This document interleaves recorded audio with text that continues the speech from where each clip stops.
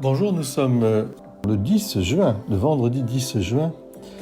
Et en ce vendredi qui nous amène vers la contemplation du cœur de Jésus, où toute chose peut trouver réconciliation, paix et contemplation, il est bon de relire l'évangile d'aujourd'hui, parce que c'est un évangile qui va au cœur même de la fragilité de l'humanité.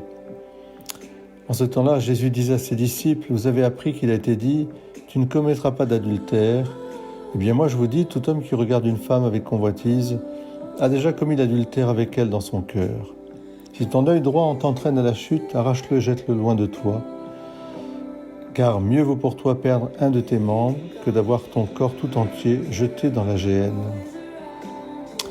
Et puis, si quelqu'un renvoie sa femme, qui lui donne un acte de répudiation, bien, moi je vous dis, tout homme qui renvoie sa femme, sauf en cas d'union illégitime, la pousse à l'adultère.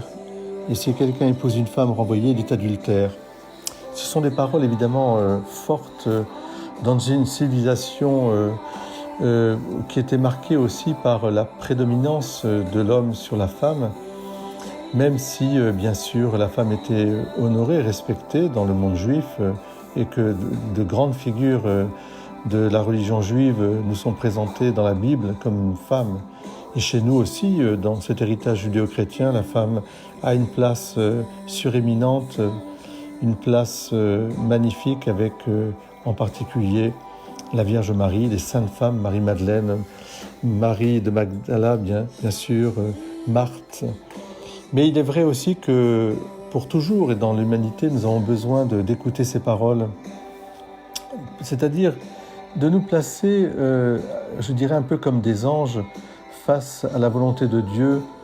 Les anges ne sont que les envoyés, les missionnaires de Dieu. Nous entendons Hail be Angels parce qu'on a besoin un petit peu de ce regard angélique, c'est-à-dire d'un regard qui plonge dans la vision même de Dieu. Comment Dieu nous voit, comment Dieu voit l'homme et la femme. Homme et femme, il les créa pour être ensemble. Homme et femme, il les créa pour être unis, en communion. Et ce que Dieu a uni, l'homme ne le sépare pas.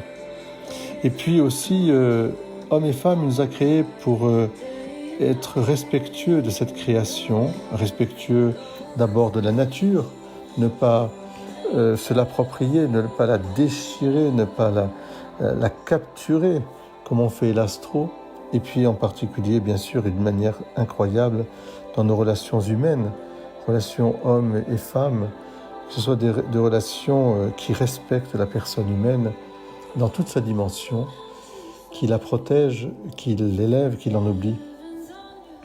Alors je crois que c'est important que nous puissions relire cette parole de l'Évangile d'aujourd'hui et, je dirais, discerner avec l'aide de nos anges comment, je dirais, vivre d'une certaine manière, d'une manière angélique, ici-bas. On disait de Saint Benoît que les anciens l'appelaient semblable aux anges. Il était comme un ange.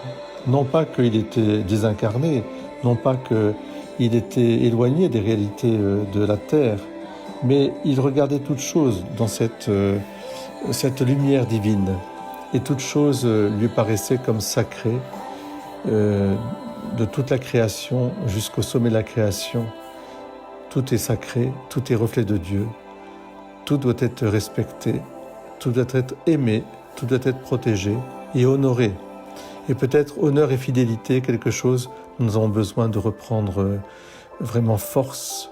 Demandons au Seigneur aujourd'hui honneur et fidélité, honorer nos proches et être fidèles à la parole donnée. Que le Seigneur vous bénisse. Demandez sa grâce, il vous la donnera. Amen.